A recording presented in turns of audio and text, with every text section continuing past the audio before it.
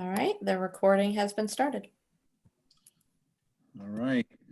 This is Chairman Mike McHugh calling to order the Board of Finance regular meeting for Thursday, December 17th, 2020 at 7 p.m. We have all expected members present. We do not need to see alternates. For approval of minutes, I'm not sure. I believe we got those out to the board a few days ago. They were sent to the town earlier, and I made the mistake of not forwarding them. When I saw Marissa's email, I just thought she had sent them to everyone. So she and I have clarified how we're going to do that in the future.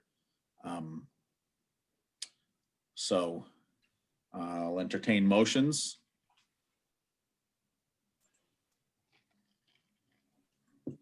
A motion to accept the minutes of November 19th. 19th, 2020. I'll second the motion. Any discussion on the motion to accept the minutes? Yes. So on page 8, we had me announcing, Matt Clark announced that he would be voting no.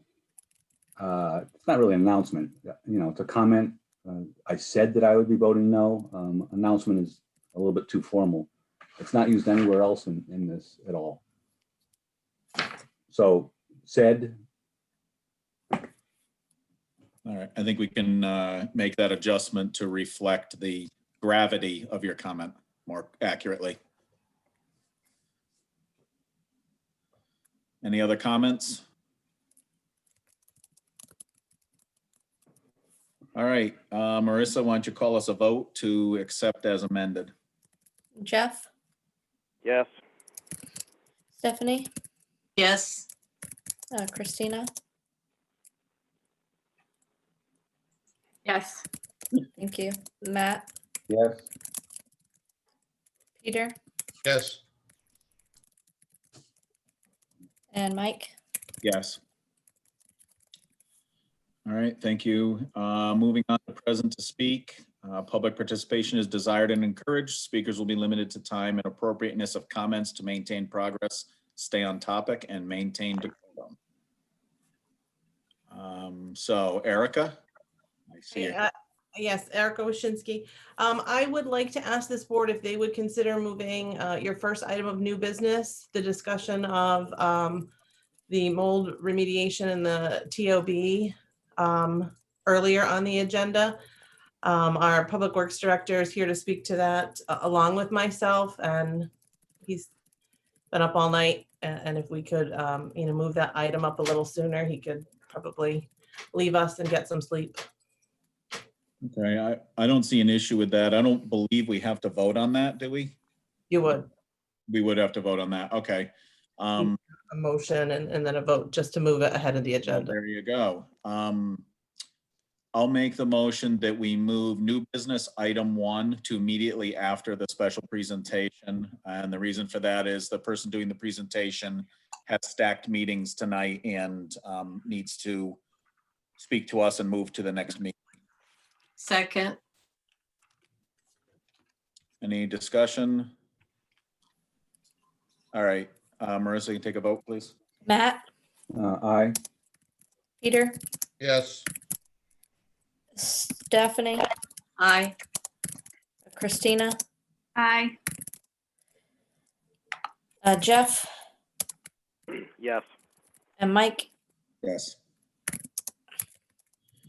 Okay, other present to speak. For the people who are in video, wave your hand who have video on. And if we don't see any, then we'll move on to the other callers or participants. All right, I don't see anyone in video waving their hand. Anybody else who's on a line listening to this meeting tonight who would like to speak, could you please unmute and call out your name?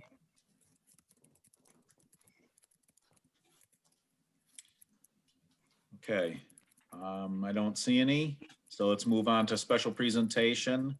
Tammy Nuccio, are you online?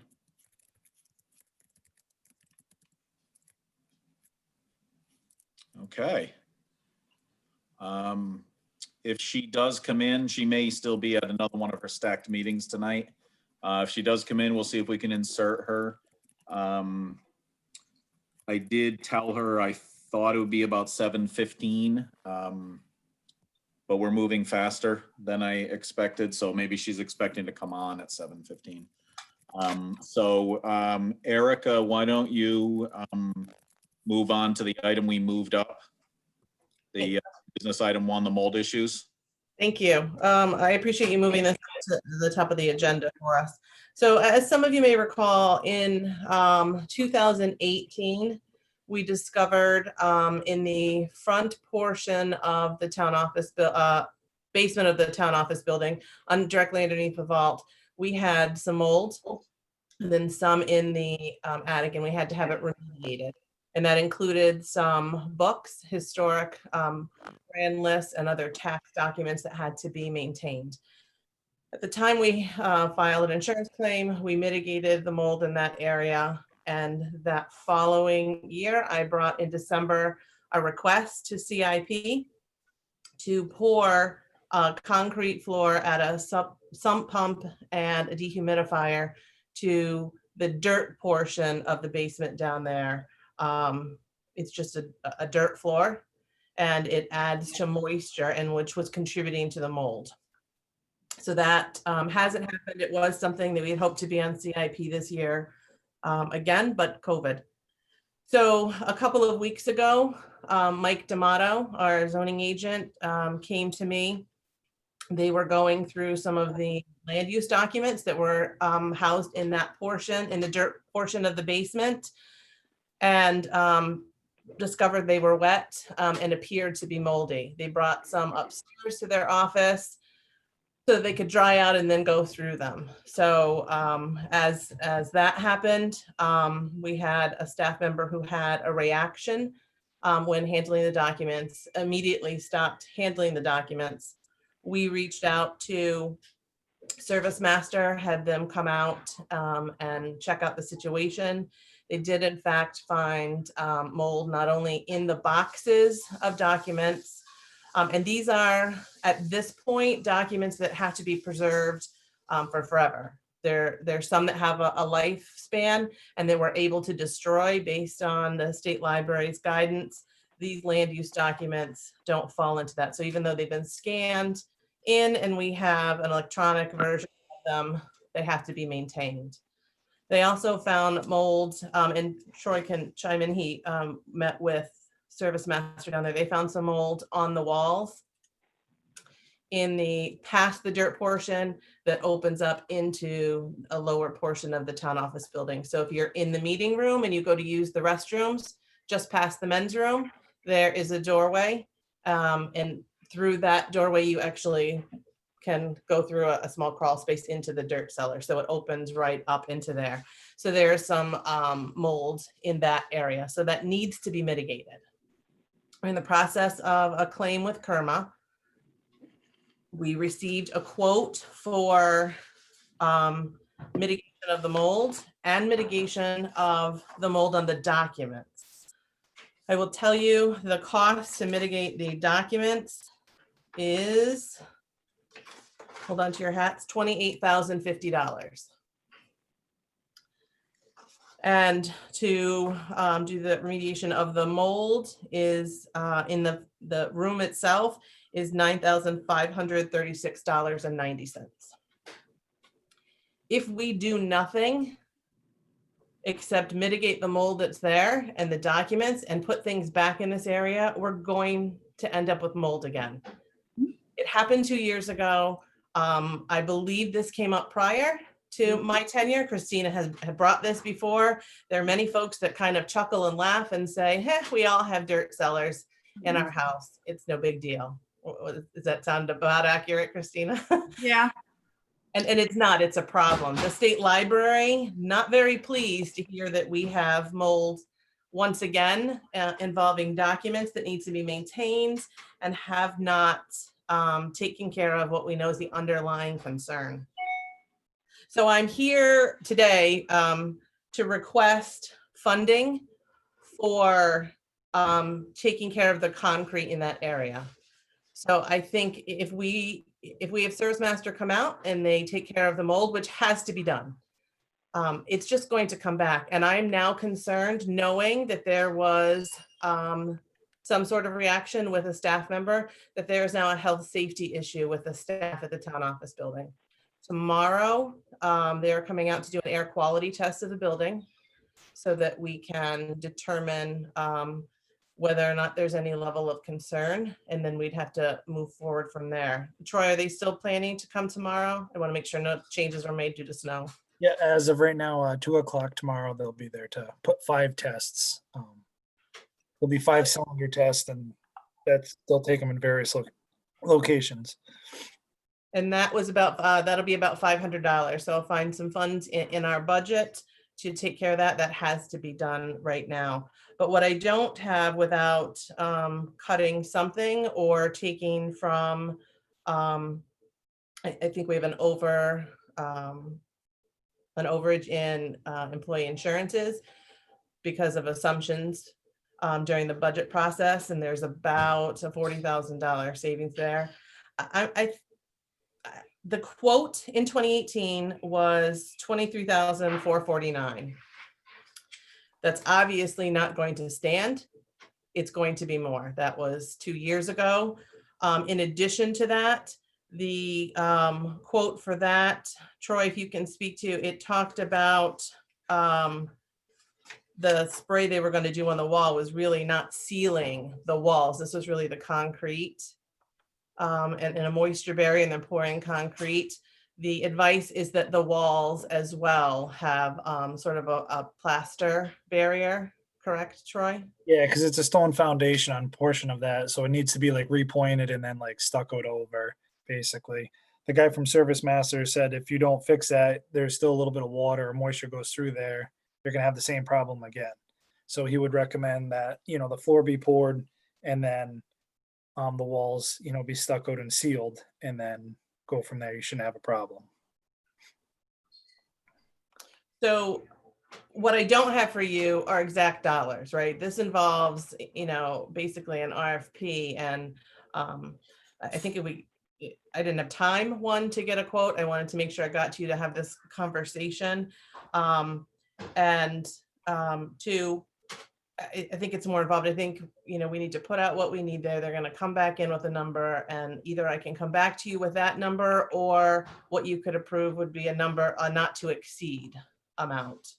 And I could certainly update you with all of the information as it comes in. But I see this as a safety concern now. I have a serious concern for the staff at the town office building.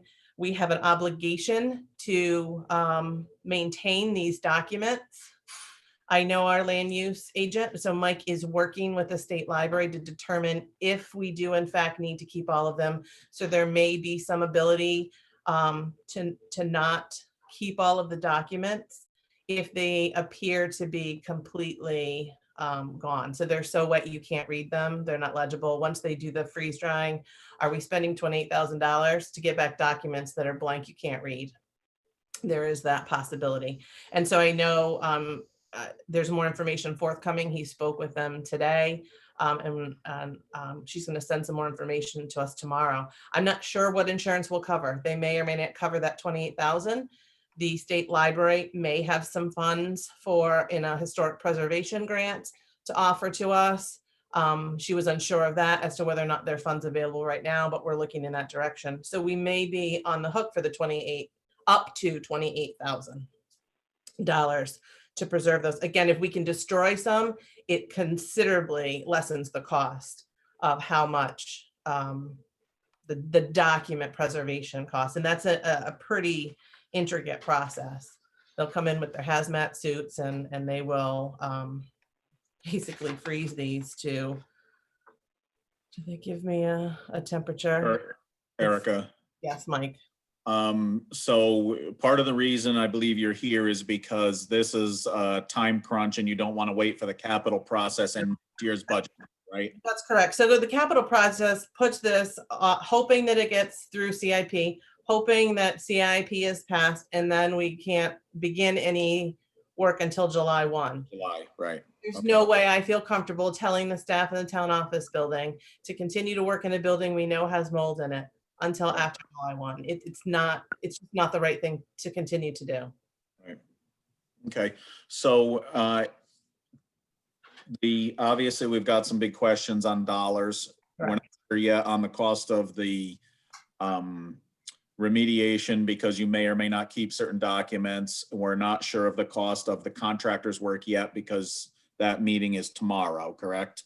No, I don't have a meeting with contractors. They're coming out to do an air quality test tomorrow. Okay, So I'm that's sorry. part of the entire process. What I'm Yeah. looking for is the funding for the project that was to pour the concrete in the basement of that building. Right, so, But the last quote I did have, which was, we were working on this to submit to CIP again, when all of this came up. So this would have been coming on the table. Heather actually has it all prepared, was, in the $23,000 range, but we knew those dollars were from 2 years ago. So we would have Right. to increase them. so how soon, regardless of approval tonight or not, how soon would you be moving forward to get an updated quote? Or do you have to do that as an RFP? We should do that as an RFP. And, I get concerned, the more we do, these exact quotes, puts the information out there and it puts a contractor in an unfair advantage over others. They know exactly what we're looking at. They know what the dollars are. We put a number out there to other contractors. Part of me thinks we need to rethink how we do this process. And I see Phil waving his hand because we've had Right. this discussion Right. about that. All right, Phil, is there something you want to contribute to that? Go ahead. Because this could be, and I don't know if you would consider this an emergency situation, would you just consider going off the state bid list? Because an RFP is going to take weeks, Yeah. as opposed to moving maybe with, significantly faster going off of the state bid list. Eric and I have had this conversation about RFPs and the challenges. Yeah, that, and, there's a potential, every time we get a quote, we could get billed just for doing a quote. That's becoming a process. So, companies are looking to, get paid for their work. It's a lot of work for them to come out here and then prepare a quote for us that, goes nowhere. So we're starting to see that kind of discussion too. And that's a concern. But yes, we could go off the state bid list, but I see this as an emergency situation.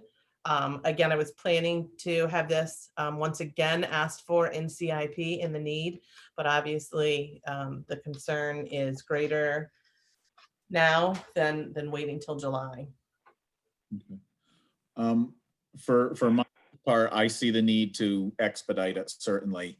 But I'm a little unsure of what our best path is with not having a good number. Particularly if the number comes in higher than the 40,000 you found available in the insurance line. So that would be, we could use hang that on, let me for finish. budget, and Hang I on. wouldn't need you. Can I finish? Sure. Hang on, please. So I guess, I don't know, I guess from my feeling, I'd be leaning towards, if you can find a way to get closer to numbers, I would think it would be an excellent reason to call an emergency meeting. And then we would know numbers where we would have to approve getting money from. We use that steep grant?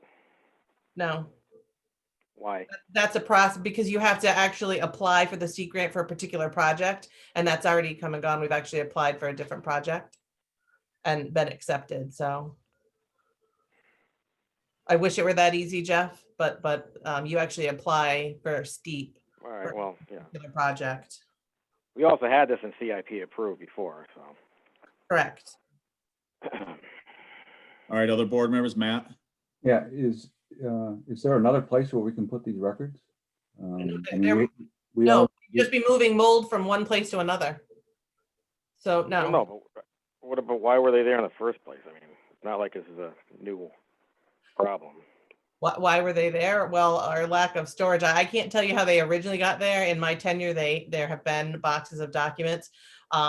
The information that I've gotten from folks who've been in the town office building for years is that we used to use a storage facility at the Stock and Lock, and then stopped maintaining documents there and moved them into the town office building. I see Christina shaking her head, so that. Yeah, that was before before you. 2009, even when they stopped with that. I'm not pointing fingers at anybody in particular. I'm just, granted, it's been a while since I've been in that basement, but I don't ever remember like really packed full.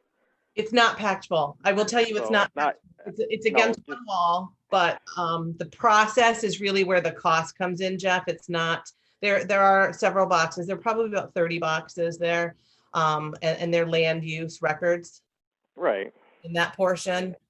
But it's not, the room is not full. That would cost us a whole lot more. This is a very small section. They've been moved around, right? They were in the middle of the room. Now they're on the side of the room, but regardless, they're in a damp dirt basement. I'm not arguing that. I mean, I guess what I'm trying to say is for the amount of space that you're utilizing with this stuff, I like there's no other spot, any other spot in the entire building they could, I mean, No. really. We already know we have too much weight in the attic. We would like to get documents into that. This also allows us to take those documents out of the attic and utilize the space down there when it's Yeah. adequate for storage. It's not adequate for storage, which is why nobody uses it. There's not Right. an abundance of space in the town office building. Okay, other board members, discussion on this topic? Anyone interested in a motion? You know, depending on where you take the money from, this means a town meeting. So the longer a process it is, you know, the longer this goes and the longer it is till, you know, we mitigate the situation. So, you know, we can use a not to exceed, and I can come back to you before we sign on anything. I hear someone. Wouldn't an amount that large require a town meeting no matter what, or is there a path? The only other path is to use it out of our current budget. And I'm not sure that we have the funding for that. So it's gonna go to a town meeting regardless. Correct. Okay, Mike, yes, Peter. am I to understand that the records were in this room with the dirt basement? We paid for mold remediation on these records and then put them back in the same room? No, we paid for remediation on documents that were in the front room that is actually directly underneath the vault. It has concrete floor. So it was in the front, the mold last time was in the front portion of the building. So we've moved our mold.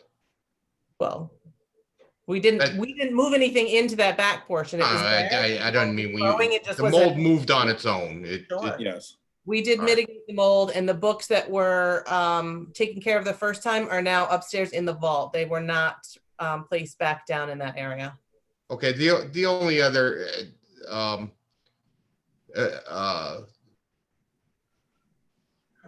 problem I have is that this is short circuiting the CIP, and I understand why Erica wants to short circuit the CIP to move this along, but I'm not sure that's the way to go.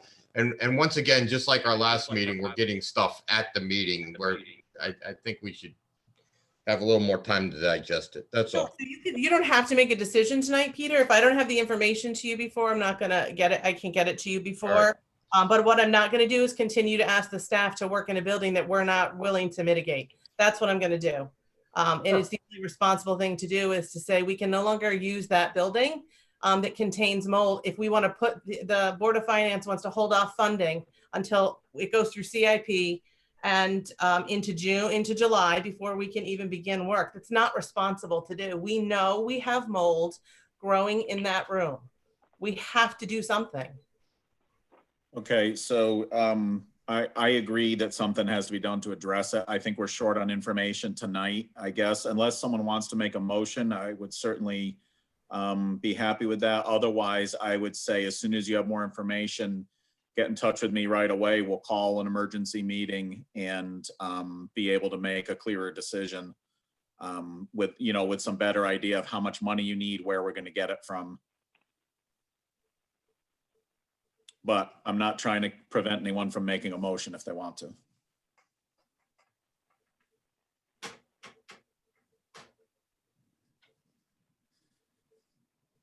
Okay. I mean, we're the holidays. If I get a number within the next week, are you willing to call a meeting to begin this process so that we can call a town meeting? Sure. That's time away. We're meeting in this virtual world. It's, Yes, the answer to that is yes. I think I think it's an important topic. I just don't know that we have enough information yet to do the right thing. There have been a lot of projects that have come before us and we've been told we need more detail. I would be willing to move very quickly for an emergency meeting.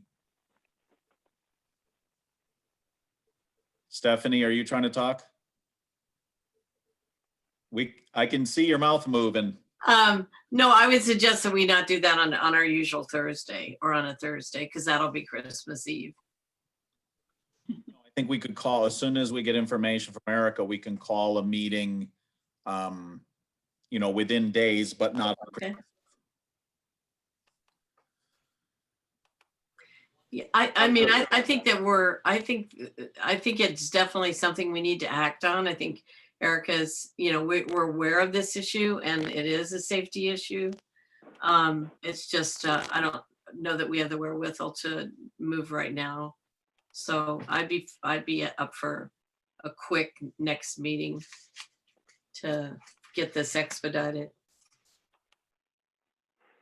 Troy, how long does will the air quality tests take? He says they're about I said an hour for each for the test, but then I'm not exactly sure when the results will come back. If he'll read them out right then and there or how it all works. Okay. Matt, The air quality, is that going to be done in the building where people work, or is that going to be done in the building, in the room where we know there's mold? There's 5 of them. So one's going to be outside as like a neutral area, and then there's going to be upstairs and then downstairs in the area where the mold is. So that There you go. So that tells you whether or not it's really hazardous or not. There'll be different areas of the building. right? Okay. When would that data come back? Troy just said, I'm not sure. It could be a week or it could be, I'm not exactly sure. They're coming tomorrow at 2:00, and he said it takes about an hour for the test to be run and then whatever they do with it from there. So that I don't have. My experience with these is it's depending on the lab operation and hours, it's a few days. Okay, any more discussion on this topic? I say wait till after the test results. Okay. so you want to wait until after we get the test results, or after, look, the mold is still growing, whether it's. No, the mold is still there, but it's not. You don't have to threaten to close the building. I'm going to go out tomorrow and I'm going to ask for a quote off the state bid list. Is that what you're looking for me to bring back to you, Mike? Well, I think understanding that, Your project, that's what you're looking for. I think understanding the cost, having some better idea of the cost impact and where we would need to go for the funds, on top of the fact, if in the meantime you get any better information from the insurance on how much a cover of that remediation, and from the state library on how many documents we're remediating, hopefully that information will come together fairly quickly and we move. I guess what I'm saying is, as soon as you would be ready to actually be moved, we can jump right in and keep your process moving. Mike, Yes. I also think that it's important that we get some of these air quality tests back and see where we stand with those. To jump on this, assuming that the air quality is bad assumptions aren't the best way to go on this. I'd like a little more information. I think we'll have that first. The air quality bad, whether the air quality is acceptable or not, there's still mold continuously growing within that area of the town office building, and it opens directly into the building. It's not a sealed off area. So I think we're looking at two different things, in my opinion. And are we going to spend $28,000 to remediate documents that we have to maintain by law and put them back into a room where we're going to have the same problem again? So, my biggest concern is getting the documents removed, the mitigation of those, and taking care of the problem. The state library was very clear with us that we need to take care of the problem we know we have and why this continues to happen. If we ignore it, we become a lot more liable. All right, I think we've covered this topic. I'd like to move on to our previous agenda item of special presentation. I saw Tammy Nuccio joining us in the meantime. So we'll back up one spot on our agenda and give you a few minutes to explain what you're dropping in for. And then we'll want to keep moving pretty quickly though, because we have quite a bit of agenda to get through tonight. Thank you. First of all, I want to apologize welcome. for being late. My internet died and I had to reboot everything and it just didn't come back up very quick. So I really apologize for being a few minutes late there. But hi, I wanted to come to the meeting and introduce myself. My name is Tammy Nuccio and I'm the new representative for the 53rd District, which is Ashford, Tolland, and Wellington. And I just wanted to have a conversation with you to start open line of communication with all of the major boards and that in each of the towns. The legislative session starts in January, and I'm just looking to get an idea if there's anything specific that you guys need me to focus in on for Wellington, or any issues that you're currently having that we need to try to get some resolution on. I have a disadvantage when it comes to Wellington and Ashford. I'm not as familiar with you guys as I am in Tolland. I've been a resident of Tolland for 35 years. So I really just want to come and give you guys some dedicated time to talk about anything that I can help you with going forward in this next legislative session. So I was thinking more kind of open dialogue, anything you want to talk about or anything you want for me to focus on. So I have one item I'll start off, and I don't want to lead into a lengthy discussion, but I think an item that we have wrestled with as a board is the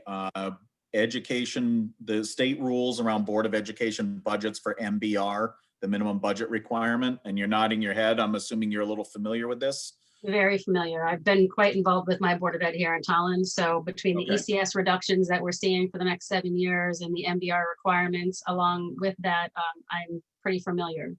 The biggest challenge for us is, of course, the timing of the MBR.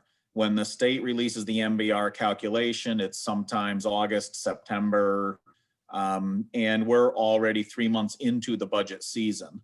So it's not only not a valuable tool at that point because we're already into a new budget, we're months into a new budget, but it almost then becomes a challenge because then you have to try to look at the MBR based on a year you're already in, even though it's talking about the previous year.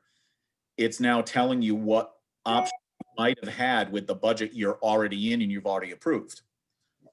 So I don't know what the solution is, but I guess the point is, if you can take back to the LOB or the Gold Dome, is the MBR is a difficult tool to work with. And if the state is going to make us be beholden to it, they should make it more user-friendly. I agree. And I have that. I will write that down and see what I can find out. Because I agree with you. By the time you get it, you've already done your budget. It doesn't help us from a budgetary perspective at all. Right. Other board members, you have anything you want to add to Tammy's list? Stephanie, go ahead. Yeah, hi, Tammy.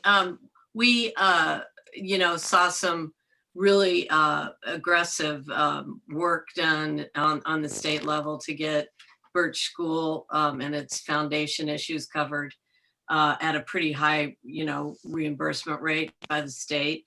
And I would, there's two things on that. One is, I think they need to stay on the crumbling foundations issue as far as compensation for homeowners, especially some of the shortfalls they have with having to find a place to live during the work, and that that's like underrepresented in any of the programs. The fund drops because we are fixing enough foundations that the money is getting to be a smaller pool. So I would say that's still a big thing.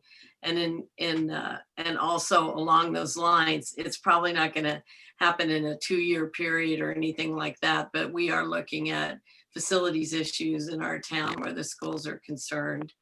We are, really before the beginning point in terms of really doing the work on it with the building committee and everything, or a school committee. But we know that we at some point will be looking at renovation or possibly new building.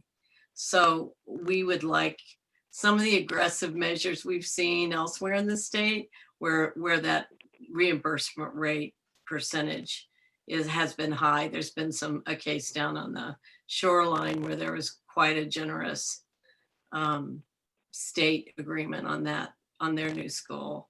I think. Enfield also had a pretty high reimbursement on theirs. To help me with that, there's a couple of things you said that I want to touch on. To help me with that, if you are at the point where you're going to start doing the school stuff, any information that you can give me on the age of your schools, the history, any problems that you're having with it, may be able to play to an advantage. And on the crumbling foundations, I actually had a call this morning with CSIF, their management over there, to talk about the suggestions that they have for upcoming additional funding that is not a tax. It's not an increase in tax because they're down to the last 20 million of distribution.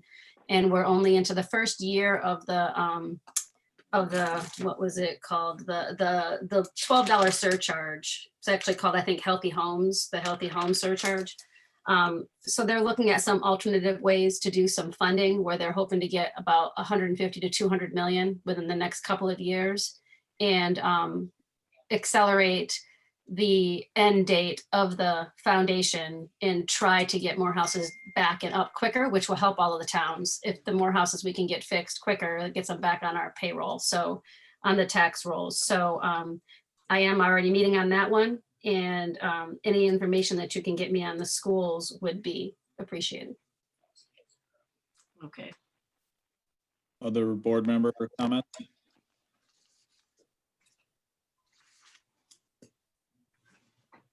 Well, that wrapped up quickly, but you've got some big ones. I know that I seem to always walk away with some big ones, but that's okay. I just want to let everybody know until my legislative, January 6th is swearing in, and on that date, I'll have my legislative email. But until then, if you have any questions or anything for me, the email address that I'm using is tammy.nuccio@yahoo.com. Michael, I actually, the email that I sent to you came from there. So if you want to share that, if anybody wants to reach out, my door is always open. And if you have any ideas or questions or problems, please feel free to reach out and contact me. The board members were forwarded your emails, so they have that information. Perfect. Then you guys have a way to get a hold of me, and my cell phone is out there also. So, I can provide that if you want it in that form, but anything that you need, please reach out. Thank you. All right. Thank you, guys. Have a good night. Have a good holiday. You do as well. Thank you. Okay, moving on to the next agenda item, which is old business. Public health crisis update, potential effect on municipal budgets. There's been some email traffic and some discussion on unemployment. The last, as seems to be typical, sometime the day after our meetings, the unemployment information for the previous month comes out. That happened again. The October numbers came out right after our November meeting. And the Department of Labor's number was 5.8, which was a little bit of a drop. As we know from last month's discussion, and again from the email from Matt Clark, that is only a part of the picture. That there are other people that don't fall into that reporting. The information that Matt provided was that economists are thinking it's around 11% total unemployed, which was a slight drop from the previous month. That slight drop is similar to the Department of Labor number, which dropped a little bit also to that 5.8. So I guess it's encouraging it's dropping, but it's not the greatest information. And of course, we're into a new phase of the COVID thing and the potential of more restaurants shutting down and stuff. So I think as far as the one component of this discussion being the labor market, I think we're still in a tender place on that. And I know some of the work I do has perked up in the last couple of weeks, but I think that's people trying to get things done that needed to be done by the end of the calendar year. I'm not sure it's any particular positive sign about the economy. So other members of the board, Erica? Can I share something that's hot off the presses? And I was stunned to see in an executive order last night, as was our tax collector. If you recall, the state, the governor put an executive order out regarding taxes, and the fact that the towns had to enroll in at least one of two programs, either defer taxes that were due July 1 until October 1, and or offer a low interest rate program. You recall that? And You're we did- talking about the previous time period that we've already been through. Yep. That is correct. Well, guess what, folks? We've been wondering if they were going to do it again. There has been no discussion amongst municipal leaders until yesterday, when we were surprised with Executive Order 9R that says you either offer the same program or you can change what you're doing for taxes that are due January 1.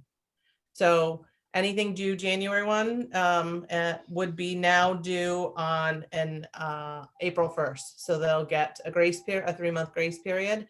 We fared pretty well last time. Again, I don't know what to say, and when we will, we had an abundance of folks pay in full in July.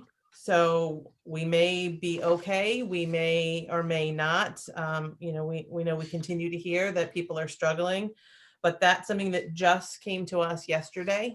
So we already sent tax bills out.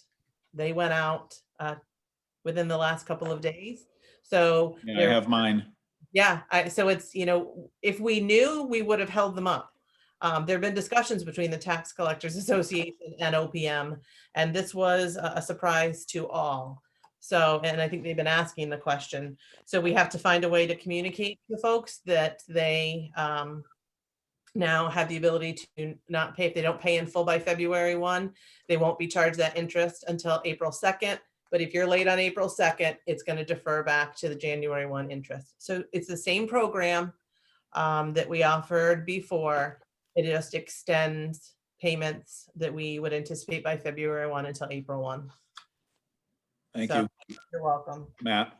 How did we communicate to residents, citizens, the previous program? Did we send them a letter? No, it was in their tax bill. We knew before tax bills went out. We were able to plan for that. We didn't know until last night. And yesterday during the day, our tax collector, there's a time frame in which your legal notice has to be posted in the paper. She already sent our legal notice to the paper. Today, she was working to try to either change that, or we will have to do an additional legal notice. It is required to send the legal notice with this information. So we were, I don't want to say we're behind the 8 ball. Everyone was caught off guard by this. I understand why they're doing it and the attempt to help folks, but this was really late. Last time they were on the ball. We knew this in April, so we were able to plan for July taxes. Our bills went out this week. You probably have your reminder in the bill, or if you had a supplement, you've already gotten it. So we're going to do our best to communicate to folks. And we may find ourselves in the same position. Those people that weren't able to pay on a normal basis still weren't able to pay this time, and they were able to take advantage of that 3-month window without interest, and we may be in the same boat. There's no way to tell. Okay. Any other board discussion on public health crisis update? Okay, let's move to CIP capital funding process. Continued discussion. CIP did meet December 2nd. Process is underway. The people who would submit have previously been notified.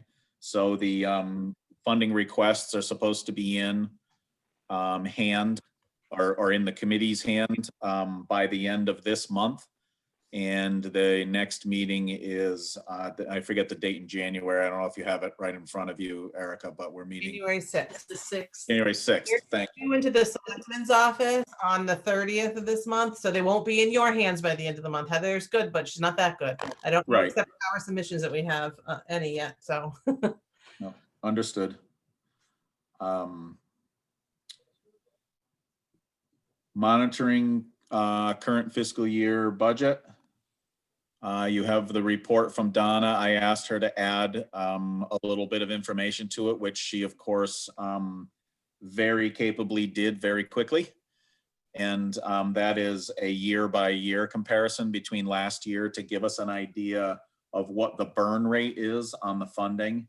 And we were able to get that out a little bit ahead of time. So for those of you who have reviewed it, you know, and those who have not reviewed it, I will point out that on the run date, which was December 9th, we were at approximately 42.2% of budget spent. Last year on the same date, we were at 42.1. So to call that a statistical dead heat, I would say is pretty accurate. And at least is a positive sign that we're not radically spending differently from the previous year for this time in the previous year. Any comments on that?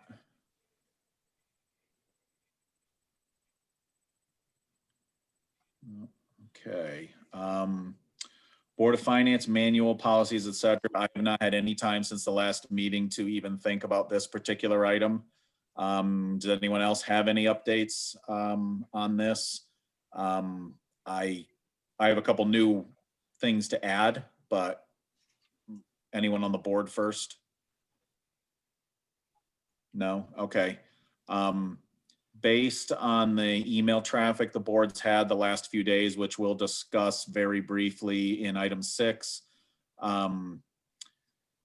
we should probably be considering, if we can, and how we would add some policies in about attendance and how you handle continued lack of attendance, and possibly even some sort of professional behavior type of policy that would allow us to set expectations and then deal with if the expectations are not met by members.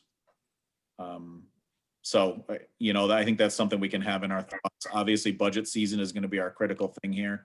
But I think we should be chipping away at least a little bit at a time at figuring out how to improve our budget.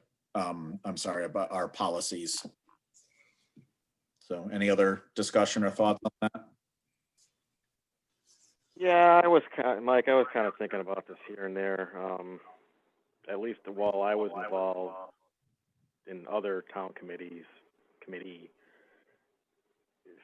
I don't know, it used to seem like they used to prepare candidates a little bit better for what they were running for, have them go to a board, kind of get them some, you know, a couple of meetings, have them kind of get familiar with whatever their processes are, what they do, maybe vet them a little bit better. So, Yeah, so maybe that could be part of the discussion. We just have to remember that certain processes are out of our hands on that. Like if someone is they are, but it's kind of like a on the board. gentleman's agreement. Yeah, I mean, I don't know. And the same token is that, you know, all of these are thankless volunteer positions. You can almost have to beg people to do them. So there's that. Yeah. Well, I personally like the extra pay for chairman, so that's what's keeping me here. It's a higher percentage on zero. Okay. Anything else? Matt, did I see you start to raise your hand in there when Jeff spoke? Yeah, I concur that we should probably have some kind of attendance policy. And we should also have a policy about informing members of the Board of Finance when there's going to be expenditures and some kind of an expectation about how long we get notice. That actually topic has come up a couple times before. When I first joined the board, there was some discussion of saying that if you want items on the agenda, there has to be a certain amount of days advance notice, things like that. So that should probably be a continued discussion. I know some town councils and things like that set a deadline previous to a meeting that you have to have your materials submitted within a certain, no closer than a certain amount of days previous to the meeting, things like that. So that might be a good thing for us to have in the discussion as well. Anything else on this topic? Okay, annual reports. Marissa and I collected everything I think we can collect for the previous fiscal year. And she has a draft of that compiled. I'm not sure, Marissa, did you determine who it goes to, where it goes once the board assembles it? No, I did not. Okay, so Erica, is that something we should talk to Robin about, where the annual report goes? Your annual report was approved at, is it your annual budget meeting or the annual town meeting? I think it's the town I feel like it's the town meeting or your budget hearing is one of those two. I see Suzanne shaking her head. Suzanne, do you want to unmute and give us any additional information you have? I believe the annual report is approved at the annual town budget meeting.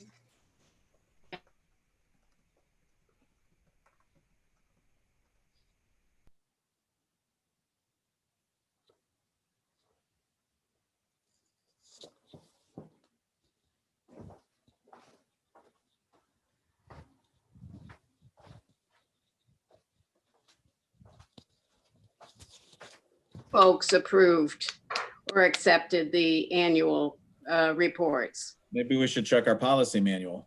I thought it was at your budget hearing, so, just be prior to the town meeting. So that's about the time that it went, but it was your. That sounds more right. Yeah. So it's almost a year after that budget year would close that's in the report. Right, because the budget year would close July 1. You're talking about the hearing that's in the next April or May. Correct. Right. Okay. All right. So we're gonna, I guess we're gonna need to figure out how we prove out where do we go to figure that out, to find out what the current procedure is. I think it's in Look at statute. the last budget cycle, well, not this cycle, but the one before that, when it was approved. Or go back to a couple of them. Yeah. Right. I think it's at that annual, when we present the budget, I think it's at your budget hearing. Doesn't Donna know? Following. Mike, doesn't Donna know? Well, we're gonna ask her. I think she does. I will look back. I'll go back to previous, those of us who've been on the board for a while too, we can look back at previous agendas. So we could look at the agenda for the budget hearing, a year ago, 2 years ago, whatever it is, and we should find that will be on the agenda. I mean, I haven't deleted any email, so.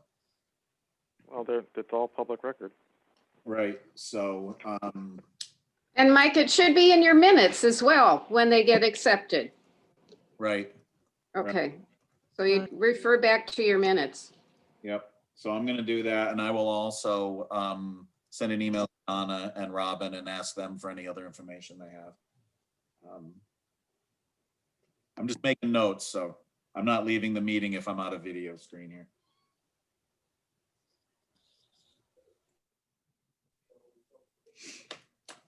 Okay, so for the current year, that would be the next report. There was some discussion about what we should be asking for. Matt, I believe it was, sent an email out quite a while ago with ideas on what we should be asking for the annual report, which was good work to get the conversation started. And I'm trying to find it on my various screens here, but I guess I would wonder what people's thoughts are on that.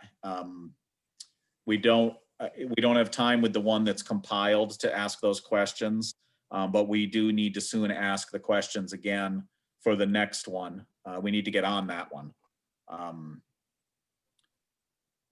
So I'm looking for any thoughts of board members. So what's the purpose of the annual report? I mean, I know there's some kind of statute that says we have to do an annual report, but it seems to me that the purpose would be to inform the people of Wellington, the citizens, the taxpayers, what we did, what we spent, and what our plans are for the future. That's exactly what it is. Well, then I would say that this is not just a Board of Finance issue. This annual report, I would say that it's a Board of Finance and Board of Selectmen issue. So can I weigh in? Go ahead, Erica. It's a Yeah. statutory requirement of the Board of Finance, and any board or commission or anyone really that takes public funds has to report to you annually how about those things. So typically, I want to say it was somewhere August, September, you would send out a letter asking all departments to send in their annual report. You would typically have all of them with the exception of the finance department because they wait until after the audit. So this, in the beginning of January, you're usually getting those and then you have it compiled. And then your board has to, put it together, maintain it, and then approve it. So it's a statutory requirement of the Board of Finance. And so you're responsible to get those who are users of town funds and put them together. So that, typically a letter has gone out, and I don't know if you've received any from this year already, but typically you would have most, I won't say all, because the board always seems to be chasing some entities to get their annual report in. And then the finance office is always last because of audit purposes. Right.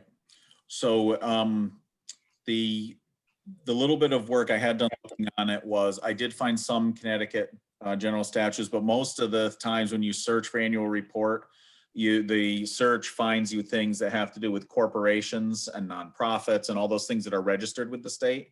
Finding a town annual report in there is a little bit harder, and I'm probably just searching it the wrong way. But one of the examples I had found was the town of Farmington has a header on their annual report that says the annual report will provide you with details of the accomplishments achieved by elected and appointed officials, as well as town employees during the fiscal year. And my understanding always was this is essentially a report to the townspeople of how you've used their money. And that's an oversimplification, but I feel like that is the original purpose of an annual report, is you need to tell the townspeople what you did with their money. Do we post this somewhere for people to read? Yeah, there are a couple print copies left out in places in the town office building, and it's also posted online. And does it go in the bulletin board in front of the building also, Erica? No, we have copies. There's usually some in front of the tax office.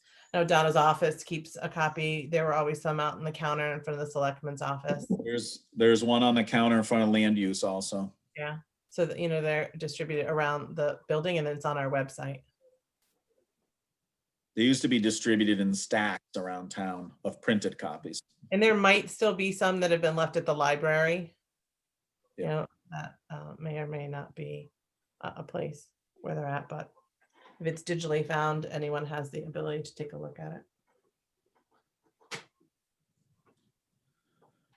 Okay. Marissa and I are going to work on it in the meantime, and we'll feed information back to the board. Just to add, I from last time, I think when Marissa brought this up, and it's exactly what we should ask for is the main thing is having because we have to compile it, meaning Marissa. So ask everybody to just whatever your preferred format is digitally, so it's just easy to compile and put into a booklet and print. That's I would say the main thing. Yes, Marissa did comment on exactly that. That Right. sometimes getting PDFs makes it difficult to work with because you essentially have to chop it up and format it. Donna, I don't know if there's anything you want to add to this conversation at this point, since you're here. No? Okay. All right. They're old versions, if you want to take a look at them. I think in the past, it's just if somebody, it's usually just one sheet for, at minimum for most users. And then that would be, you know, one page of the report. If your report was 3 pages, then it was the next 3 pages of the report. Yeah, there is a lot of variety if you look at Old Town annual reports and how people submit them and what information they provide. Well, that was what we were talking about before, Mike, Right. was let's get some kind of standardization so that the same subjects are covered for each department, or approximately the same subjects. Right. They are. It's just some people have a lot less to say. Some budgets are millions of dollars and some are a couple hundred. So. Well, and some people have put in a lot of information that maybe we don't need to. Okay, Marissa, I'll keep working on it. We'll feed information back to the board on what we discover, and we'll keep it moving. Item 6, the status of Mike Perry's alternate seat. That is as of yet unresolved. For those on the board, you know that there's been a series of unfortunate emails that's gone on in communication with Mr. Perry. And we do not yet have an answer as to whether he would like to leave the board. He does not appear to want to be contacted anymore, but he also has not said he wanted to leave the board and has not completed any of the procedures that would trigger him leaving the board. So he is still a member of the board at this point. We've been working with Robin, the town clerk, on trying to find ways to help him, you know, provide an answer as to whether he's staying on the board or not. That is unresolved. So as of this point, board members have all the communications, you know where we are, and Mike Perry is still an alternate until further notice. Has Mr. Perry indicated to anyone on the board that he does no longer want to serve on the board? No, his only indication that comes close to that is he said, please stop sending me emails. As you can see in the communication, he's been very clear. So, yeah, I'll let someone else talk. Someone wanted to, Jeff? Yeah, it's just been escalating into more derogatory comments. So I'm, you know, it's a moot point for me. I mean, you got 10 months after this month. There's basically 10 months left on that term. I don't think it's worth bothering with, aggravating ourselves over. I really don't. Well, I think we're done with it at this point. He'll continue to get official board communication because he's still a member of the board until that status changes. That's just the way it is. That's that, yeah. So, can I make a motion? You can, sure. Well, I would make a motion that we honor Mr. Perry's request and that we not send him any more communication for the board regarding the Board of Finance. He's asked not to be included. We cannot do that. He's a member. There is no legal way that I cannot communicate board information to a member of the board. He's been repeatedly asked if he wants to leave the board, and he will not answer that question. He just says, stop sending me emails. And if he refuses to articulate that he doesn't want to be on the board and he has not completed any of the steps that have been offered to him repeatedly, then we have no legal recourse to remove him from the board. And he's a member. And as long as he's a member, there is no way I'm not going to send him communication. That would probably create a whole other legal issue of leaving a member of the board out of the loop of information. Mike? Yes. Recently, we were sent an email by Melissa on which email address we would prefer. Did he respond to that email? And if he did, was it a personal email address or a town email address that he preferred?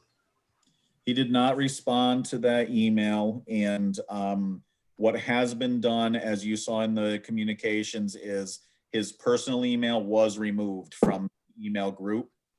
So any board communications that now go out will only go to his town email. Thank you. That was going to be my motion. So if that's already been happened, I have nothing further. Thank you. Right. And he'll continue to get communication through his town email because that is his official means of communication as a member of this board until the status changes.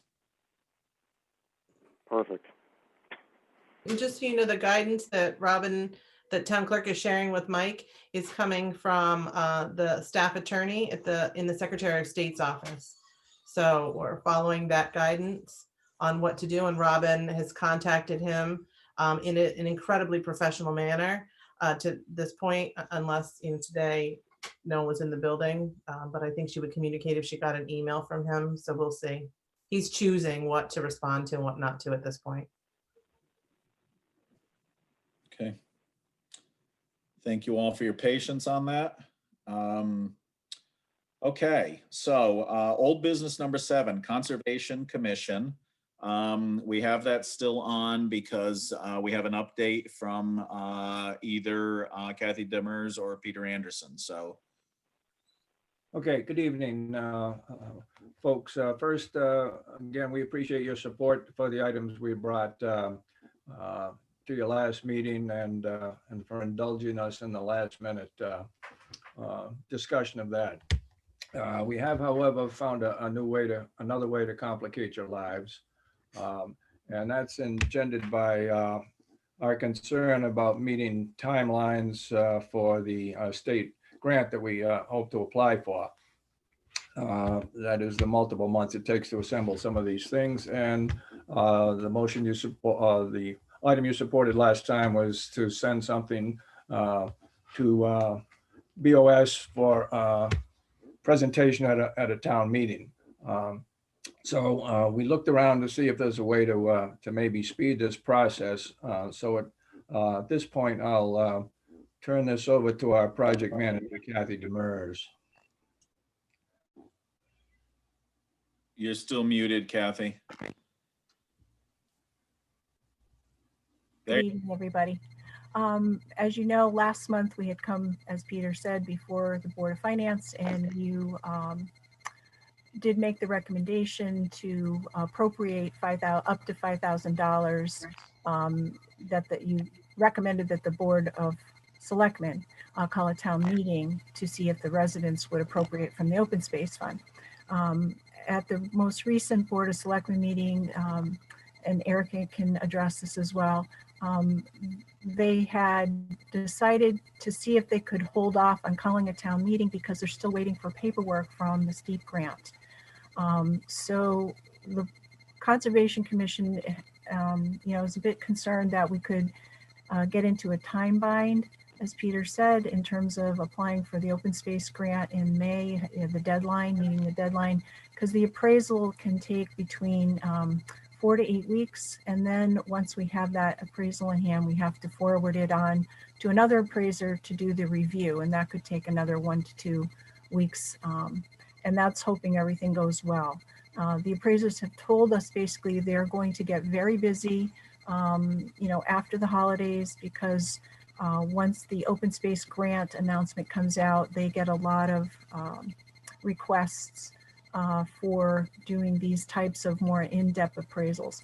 So with that in mind, we contacted Erica and Donna Latinsik just to see if there might be some type of alternative funding source, at least to tide us over for the appraisal that wouldn't require a town meeting. And Donna had worked on looking at different line items and had let us know, had sent out a letter to Mike and Conservation as well as Erica, that there may be some money in the employee insurance line item that might be able to be used. So I know you guys have come up with some other very serious concerns in the last few days regarding maybe needing to use that money. But we were just wondering if there was some way to perhaps, use some other general fund money for the appraisal. And then when a town meeting can be held, residents could be asked if we could repay that from the open space fund to whatever line item the appraisals were paid from. So Donna, maybe, I don't know if you had any other things to add. No, okay. Thank you, Kathy. Stephanie? I'd like to just to get the conversation going. I'd like to move to approve the Conservation Commission request to transfer 5,000 from 0831 employee insurances to 0161 Conservation Commission for the purposes of appraisal of the Talmadge property on Mason Road. Second. We have a motion and a second from Christine. A motion from Stephanie, I'm sorry, and a second from Christina. All right, so discussion. Board members? All right. Seeing none, Marissa, why don't you call a vote? Jeff, Aye. Christina, Yes. Stephanie, Yes. Peter, Yes. Matt, No. Mike. Yes. Okay, motion passes. Okay.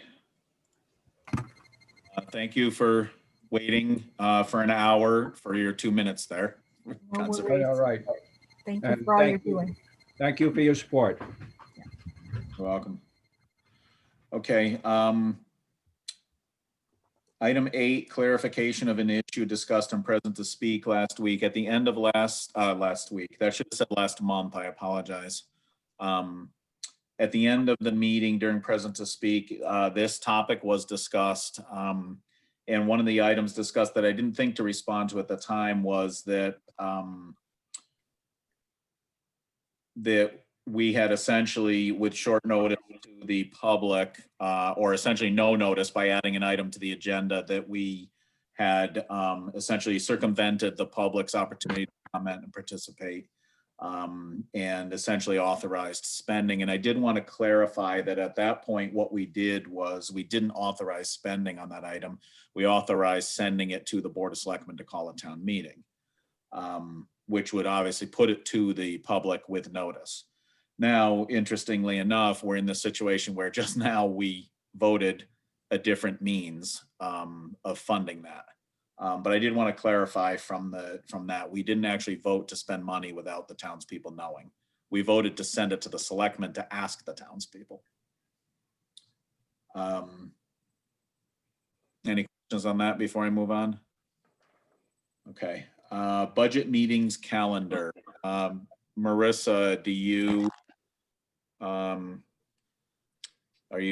to share a screen for the calendars? Sure. So here are the regular meetings for next year. So do you have the budget season list also? Because this is technically new business, this one, which was my fault. I asked you. Oh, No, that's I'm my sorry. fault. I asked you.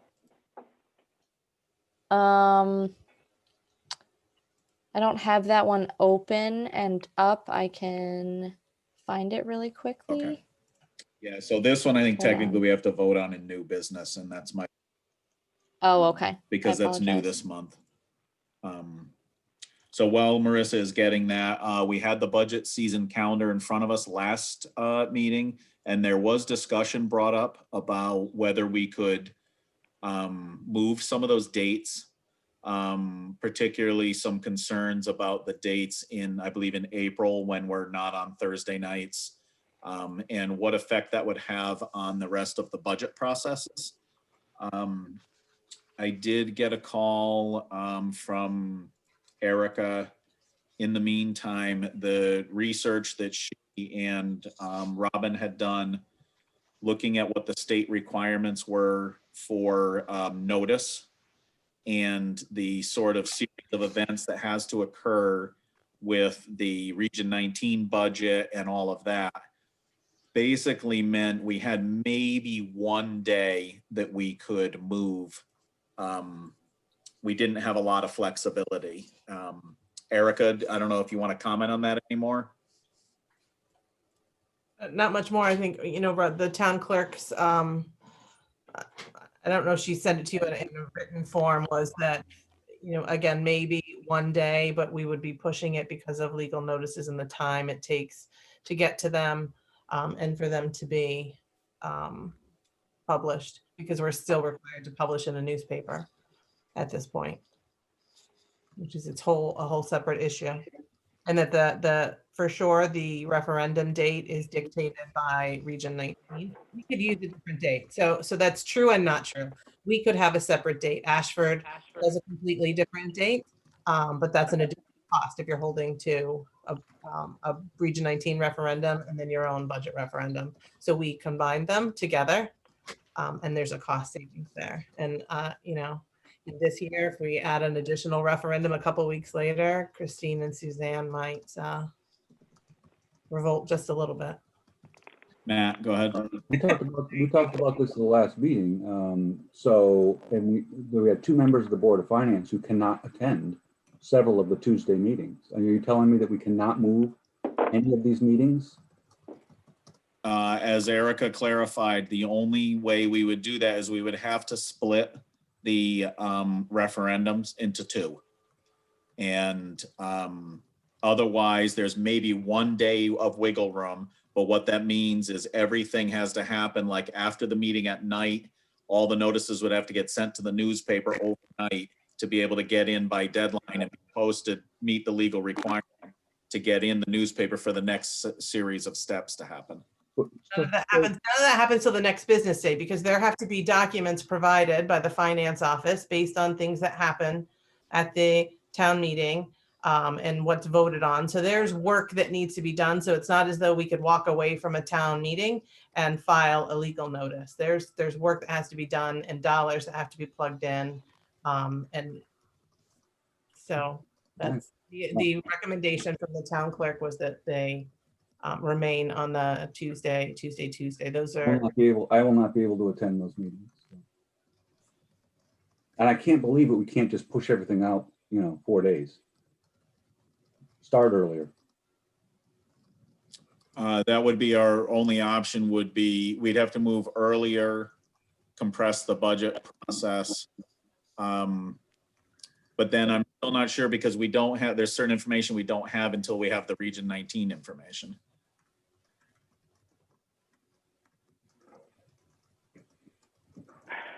So, Marissa, you have that budget calendar? Yep. So let's look at it actually instead of in imagining the dates we're talking about. So we're talking about April 6th and April 20th. Which 6 is the budget hearing and the 20th is the town meeting. Right. So those are big moments in a process we all work on quite a bit of the year. Right. So. Right. So, Erica, do you know where the date falls, that Region 19 trigger date? the May 4th. So that's the referendum date, and they go back 2 weeks, each one of them. So you work back from those, and then your meetings are separate from those, but those 3 dates all play off of the same. Off of the May 4th date. Correct. Right. So the only, This is not new. This has been. right. Right, this has been for years, right? So we can't move them closer to the 4th, because that is what creates the problem that we were talking about with getting notices out. The only way we would be able to. You move them farther away, you're past the 14 days, so you can't really move them farther away. They're set where they are for particular purposes. And the guidance that the town clerk received was that they remain in that time frame. So she did the research for you on this, and So they can't be more than 14 days apart. But if we put them closer together, we can't effectively get the newspaper ads in place in time. we run the risk of not. Because there has to be 10 days of notice from the newspaper, correct? Okay. Working on legislation. I don't know how well it will go to not have to post in a newspaper, but as of yet, that is still a statutory requirement. and a hot button issue around the state.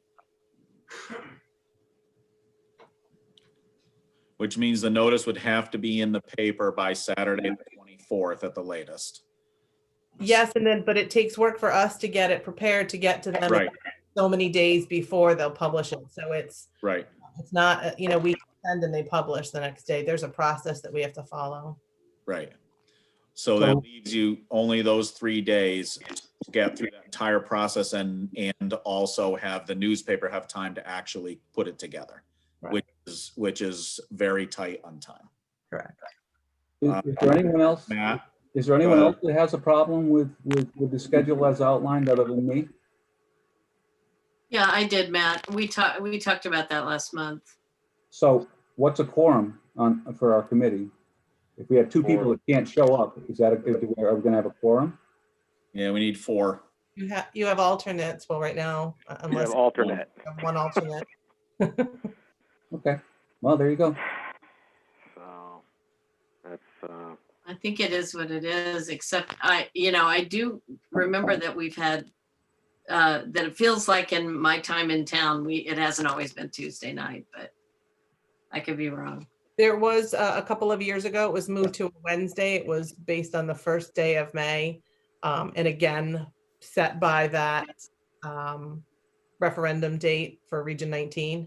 So we did do a Wednesday, and back them up that way. But again, it worked from the referendum date backwards. Okay, any other board discussion on this? Okay, I'm gonna start it with a motion. I move that we accept the 2021 budget season calendar as presented. Can I get a second? Maybe not. I will second. Okay. More discussion. Marissa, can you call the vote, please? Yes, Stephanie, Yay. Christina, Yes. Matt, No. Peter,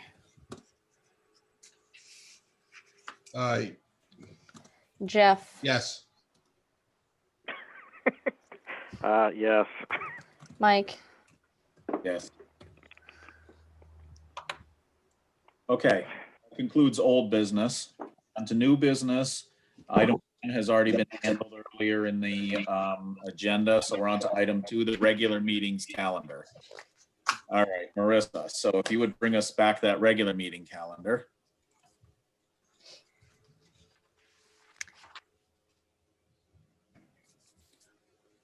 Here you have our typical Thursdays. There are a couple of Thursdays that will be both budget and regular meetings. There are a few of those, but that's how they'll go out when the agenda goes out publicly, saying that it is a budget meeting and a regular meeting. Yeah, that's these 2 dates. Right.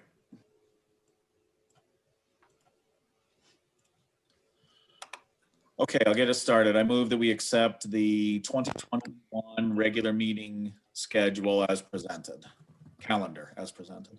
Second. Any more discussion from the board?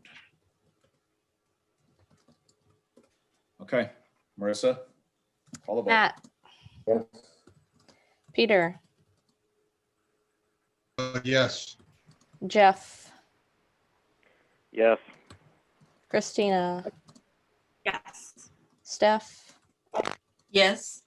Mike. Yes. Okay, correspondence, you guys have everything, all the board members have it all. So we're at present to speak again. Anyone who is on video who would like to speak, please wave your hand. Christine, go ahead. Yes, I just want to say that I would welcome any guidance that the board has concerning the annual reports. Suzanne and I work on those, and we're in the office one, maybe 2 days a week. So we feel that we have very little time to get that report to you. So any guidance that you can get on what type of information the board is looking for to us as soon as possible, we'd appreciate it. Thank you for that.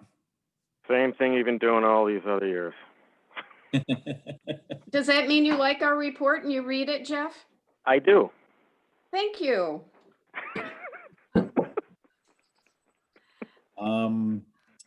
Okay, anybody who is not on video, but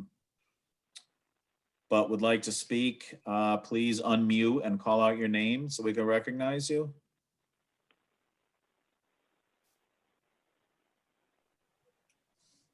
I don't see anything.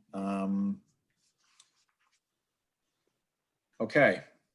So that's the end of present to speak. Good and welfare. Let's need to be careful. We know that the virus public health situation is fairly significant right now. A lot of areas are the worst they've been in the entire situation. So take care of yourselves. Merry Christmas and any of the other holidays that you or your family may be involved in. Happy holidays. Festivus. Yep. Anything else for good and welfare? Stephanie? I just wanted to say that there's been some negativity on email, and that I just want everyone on the board to know that I think you're all articulate and well-spoken, and whether we agree or not, I'm happy to be serving with you on this board. That's a very nice point, Stephanie. Thank you very Thanks, much. Steph. Okay. Peter, Moving to adjourn? can I get a second? Second. All right, all those in favor, please say aye. Aye. Aye. Aye. Aye. Good Thank night. you, everybody. Night, Take care, guys. everyone.